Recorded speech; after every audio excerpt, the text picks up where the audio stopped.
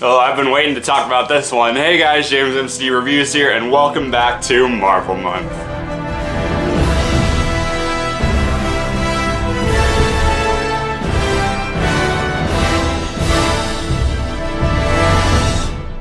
After 5 years and 5 movies worth of build-up, it's all been leading to this. The biggest cinematic crossover event in history, The Avengers, released in 2012, directed by Joss Whedon. When Thor's evil brother Loki, played again by Tom Hiddleston, gains access to the unlimited power of the energy cube known as the Tesseract, Nick Fury, played again by Samuel L. Jackson, initiates a superhero recruitment effort to defeat the unpredictable threat to Earth. Joining Fury's dream team are Iron Man, played again by Robert Downey Jr., Captain America, played again by Chris Evans, the Hulk, now played by Mark Ruffalo, Thor, played again by Chris Hemsworth, Black Widow, Scarlett Johansson, and Hawkeye, Jeremy Renner. I don't know what else to say about this movie other than it's just so much fun. I mean, it works on every level possible. Like, for one, it's just complete action and one-liners start to finish, and it works unbelievably well. And a big part of that is because all of the characters that are in this movie were introduced in their own movies. You know, Iron Man had 2 movies, Captain America, Thor, Hulk. Even though he's played by a different actor, you still, you know, like, got a sense for his character. So now seeing them all here, they're all pre-established. You don't have to give any backstory to them. There are little, like, hints and, like, little snippets of detail here and there, but other than that, it's just all about the interaction. Seeing these characters work off of each other, get angry at each other, get into fights, argue, shoot one-liners back and forth. It's just so much fun to watch. All these actors are so, you know, like, larger than life. They have such big personalities, and seeing them interact is just so much fun to watch. I think all of them do a really good job, especially the ones that up until this point we haven't seen that much of. Like Hawkeye, we got a quick glimpse of him in the first Thor movie, but he didn't really do that much. And even Black Widow, who, you know, got kind of a butchering in Iron Man 2, she's done, you know, a lot better here. She's really badass. As for Mark Ruffalo as a replacement for Edward Norton, I think he does a really good job. He would obviously get, you know, better and better as he, you know, adjusted into the role as the movies went on, but he does a really good job here. The action is amazing. It's easily the highlight of the movie, and it's weird because, you know, it goes on for so long. Like, this is a, like, I think 2.5 hour movie.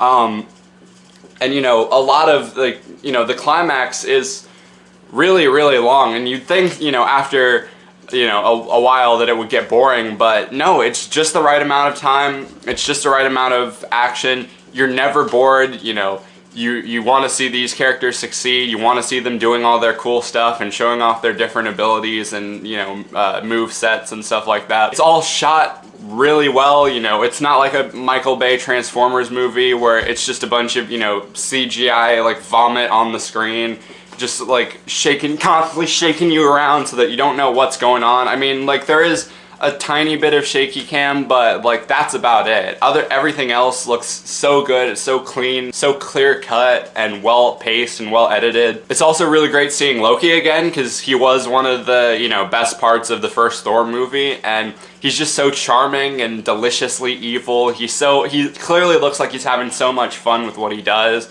and that all comes through the performance. I will say, and I do know that people have acknowledged this already, but his plan is a bit convoluted, like, and it doesn't really make that much sense. Like, he, you know, he comes back to Earth to get the Tesseract, and he plans on bringing together all of the heroes in the hopes that they will dislike each other and turn against each other.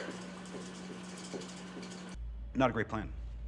He should have known ahead of time that that wasn't going to work, and even if it did, it wouldn't last that very long. Eventually, they would come to their senses and everything. But honestly, if that's the biggest problem that the movie has, you know your movie is really good. Like, this, you gotta understand, up until this point, nothing like this had ever been done before. You never saw, you know, any huge crossovers where a bunch of different characters came together in one movie, and it was just insane. Like, imagine seeing this when it originally came out. That would have been so cool, and honestly, it makes me really wish that I had started getting into these movies when it was first, when they were first coming out, because that would have been like so mind-blowing seeing that on the big screen for the first time. And it's arguably even better rewatching it now, knowing what it eventually leads up to and how, it's now spanned 10 whole years into the future, and with this big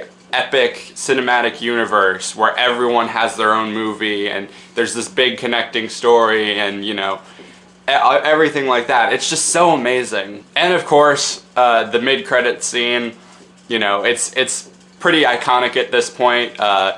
We cut back to the little space realm or whatever, and we see this purple cherry-faced man turn around and he smiles, and if you've been following up until this point, you know what's coming, and it's just, it might not have seemed like much at the time, but knowing what it built up to, it's really cool. It's really impressive. I honestly feel like I'm just gushing at this point and rambling, but bottom line, it was really fun revisiting this movie. It was so great to watch. By no means perfect, but it's not really trying to be anything like deep or meaningful or anything. It's just trying to show off a bunch of really cool action. It's showing off all these, larger than life characters coming together in one big event. And it's just so much fun, so exciting, and it honestly is it feels like history right now. So far, it's been really interesting and really cool, not just seeing what led to it, but what came after it. So I'm really excited. I'm really glad that I got to watch this movie again, and I'm super excited to go back over the rest of the Marvel movies for the rest of this month. But bottom line, The Avengers, really fun movie. Going to my ranking, I would probably give it a 4.5 out of 5. But this is only the beginning for our huge Marvel journey, so tune in on Monday when I'll be taking a look at Iron Man 3. Until then, be sure to comment below what you think of the first Avengers and how does it hold up after all these years. But apart from that, be sure to subscribe, ring the notification bell so you can stay up to date on when I'm posting. Follow me on all my social media, subscribe to my main channel, everything you need to know will be in the description. Thank you guys for watching. I'm gonna go get some shawarma. See you later.